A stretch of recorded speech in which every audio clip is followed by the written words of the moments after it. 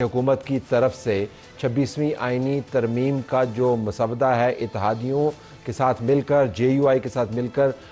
तैयार कर लिया है, उसके अंदर क्या खोया क्या पाया, हमारे पास इस हिस्से में मौजूद है राना सनाउल्लाह खान साहब, वज़ीर-ए-आज़म का मुशीर बराए सियासी अमूर, राशिद महमूद सोमरा साहब सीनियर लीडर है जमीयत उलमा इस्लाम के, हमें सिंध से ज्वाइन कर रहे हैं। दोनों का बहुत शुक्रिया। नैयर अली नुमाइंदा खुसूसी समा न्यूज़ भी हमें ज्वाइन कर रही हैं। दोनों मेहमानों की इजाज़त से ज़रा रिपोर्टर जिसके पास एक्सक्लूसिवली मौजूद है उस मुसवदे के तमाम नुकात, उनसे थोड़ी सी बात करते हैं और फिर हर नुक्ता लेके मैं आपके पास आऊँगा। नैयर, तुम्हें बताइएगा कि मैंने आपकी रिपोर्ट सुनी, एक तो मुबारक हो आपको, आपने एक बड़ी अच्छी रिपोर्ट ब्रेक की, एक्सक्लूसिव आपके पास है। इसकी टॉप लाइन क्या है, बड़ी स्टोरी इसमें से आप क्या निकालती? बहुत शुक्रिया तलत साहब। जो एक बहुत दिनों से हम कयास आराइयाँ सुन रहे थे कि आईनी अदालत बनने जा रही है या फिर जो है वो कोई बेंच बनने जा रहे हैं, मुख्तलिफ बातें सामने आ रही थी, तो ना तो कोई आईनी अदालत बन रही है ना कोई बेंचेस बन रहे हैं, जबकि जो मुसवदा समा ने हासिल किया है उसमें वाज़े तौर पर लिखा हुआ है कि आईनी डिवीज़न जो है उसको बनाया जा रहा है। और ये जो आईनी डिवीज़न है इसके हवाले से, इसकी तश्कील के हवाले से जो है वो भी बातें सामने आई हैं जो कि मैं आपके सामने रखूँगी कि मजमूई तौर पर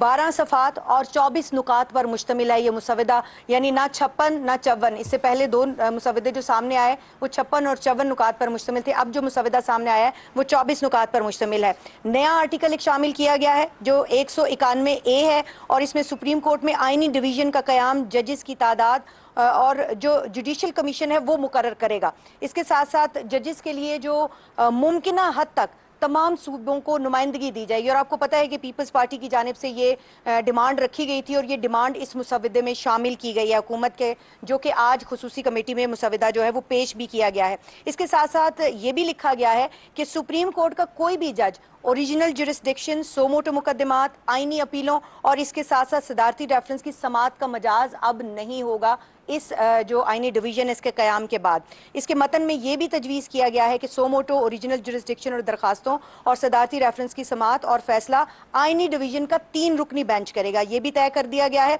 और ये भी कहा गया है कि आईनी अपीलों की समात जो है उसका फैसला भी 3 रुकनी बेंच करेगा। तो ये सारी बातें जो हैं वो इस बेंच के हवाले से सामने आई हैं। अभी आप रुक जाइए, इनके और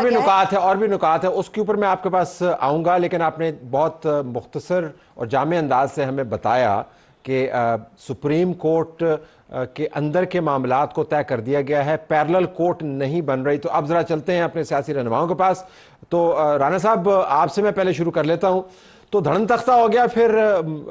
कॉन्स्टिट्यूशनल अदालत का, JUI ने तो फिर अपनी बात मनवा ली आपसे, अच्छी बात है, हम ये एतराज़ नहीं कर रहे हैं, लेकिन अब आईनी कोर्ट नहीं बन रही, ये तो तय हो गया ना राना साहब?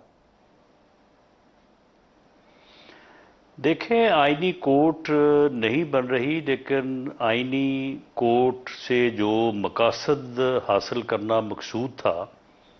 और जिन अहदाफ को जो है वो ज़रूरी समझा गया कि उनको हासिल किया जाए, वरना उसकी वजह से जो है वो बेशुमार मुश्किलात और दिक्कतें जो है वो होती रही हैं। अब उसमें तफसील में जो है वो नहीं जाता, तो उनका काफ़ी हद तक जो है वो अजाला हो गया है। और इसमें जो है वो अगर आप उन तमाम चीज़ों को जो आईनी अदालत से मुंसलिक हम कर रहे थे, तो अगर आप इसकी तफसील को जिस तरह से ये आपकी रिपोर्टर मोहतरमा ने कहा कि बेंच नहीं डिवीज़न बेंच को ही कहते हैं, तो वो जो है वो बनेगा और उसकी जो जुज़वियात हैं उसके ऊपर जो है वो बात अभी भी जो है वो ज़ेरे गौर है। लेकिन ये बात तय हो चुकी है जो कल की मीटिंग हुई, बल्कि जो परसों बिलावल साहब की और मौलाना की मीटिंग हुई, तो उसमें ही ये बात तय हो गई थी कि ये आईनी अदालत की बजाय बेंच या डिवीज़न उसे कह लें, तो वो जो है वो बनाया जाएगा। ठीक है जी, चलें, ये तो हो गया, आपने आखिरी जुमले में बता दिया कि आईनी अदालत के मुतबादल ये होगा। तो सोमरा साहब, मुबारक हो आपको, आपने बात मनवा ली, आप बड़े अपने बात के पक्के हैं। आपने कहा था कि आईनी अदालत नहीं बनने देनी, राना साहब ने जो कोशिश की है कि वाया बठिंडा आईनी अदालत की तरफ ही लेके जाए, लेकिन आईनी अदालत नहीं है, डिवीज़न/बेंच है। ये आपको काबिल कबूल है, ज़ाहिर है आप मुसवदे का हिस्सा हैं अब, تو اچھی بات ہے، آپ کو طاقت کا اظہار کیا آپ نے۔ طلعت بھائی صرف اتنی بات نہیں، رانا صاحب میرے لیے بہت قابل احترام ہے کہ آپ یہ فرما رہے ہیں کہ یہ بات آپ کو قابل قبول ہے۔ ایسا نہیں ہے، جے یو آئی نے اپنا مسودہ منوا لیا ہے اور اس پیپلز پارٹی نے اتفاق رائے کیا تھا، اور کل پاکستان مسلم لیگ نون نے بھی 70% سے 80% تک اتفاق کر لیا ہے۔ چونکہ اس مسودے میں، جے یو آئی کے مسودے میں جمہوریت مضبوط ہو رہی ہے، آئین مضبوط ہو رہا ہے، عوام کو ان کے حقوق مل رہے ہیں، پینڈنگ کیسز جلد حل ہونے کا جو ہے وہ یہ کہا جا سکتا ہے کہ امید قائم ہو جائے گی، اور آئینی جو ایک بہت بڑا ہیجان کی صورت ہے کہ 24 گھنٹے صرف سپریم کورٹ میں آئینی کیسز سننے کو ملتے ہیں، اس کے لیے ایک الگ راستہ بنایا گیا ہے تاکہ آئینی مشکلات بھی حل ہوتی رہیں، عوام کو بھی ریلیف ملتا رہے۔ تو جے یو آئی نے پاکستان کے لیے، عوام کے لیے، آئین اور جمہوریت کے لیے جو اقدام اٹھایا، اس پر پیپلز پارٹی نے اتفاق کیا، مسلم لیگ نون نے اتفاق کیا۔ میں بہت پر امید ہوں کہ آج پی ٹی آئی بھی اتفاق کر لے گی، اس پر میں قوم کو مبارکباد بھی پیش کرتا ہوں اور ان تمام جماعتوں کا شکریہ بھی ادا کرتا ہوں۔ اچھا، آپ نے یہ تو ہوگی نا پریس ریلیز جے یو آئی کی طرف سے، اب ذرا ہم اس نقطے کی طرف آئیں جو رانا صاحب نے ابھی اٹھایا تھا۔ آپ نے فرمایا کہ اپنا مسودہ منوا لیا، یہ جو جوڈیشل بینچ، جوڈیشل کمیشن ہے، اس نے یہ ڈویژن یا بینچ بنانا ہے، سپریم کورٹ کے چیف جسٹس نے نہیں بنانا پریکٹس اینڈ پروسیجر کے تحت، ایک یہ ہے۔ اور اس کی کمیشن کی جب ہم کمپوزیشن دیکھتے ہیں تو اس کے اندر پلہ بھاری ہے حکومتی اور پارلیمانی اراکین کا، میں ذاتی طور پہ اس سے اتفاق کرتا ہوں۔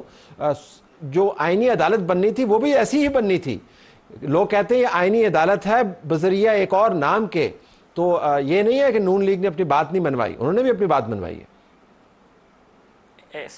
ایسا نہیں ہے طلعت بھائی، ایسا نہیں ہے۔ سب سے پہلی چیز یہ ہے کہ یہ چیزیں میرے پاس امانت ہیں پارٹی کی، ابھی انڈر ڈسکشن ہیں، کون سا نقطہ تمام پارٹیاں اس پہ اتفاق کرتی ہیں۔ اب تو اتفاق ہوا ہے پیپلز پارٹی، جے یو آئی اور مسلم لیگ نون کا 70-80%، 20% ان کے بھی ابھی جزیات پر اتفاق ہونا باقی ہے، پی ٹی آئی 100% باقی ہے۔ تو قبل از وقت ہوگا کسی چیز پر میرا بات کرنا، اور قبل از وقت ہوگا کہ میں اپنی پارٹی کا کوئی راز آپ کے سامنے رکھوں، لیکن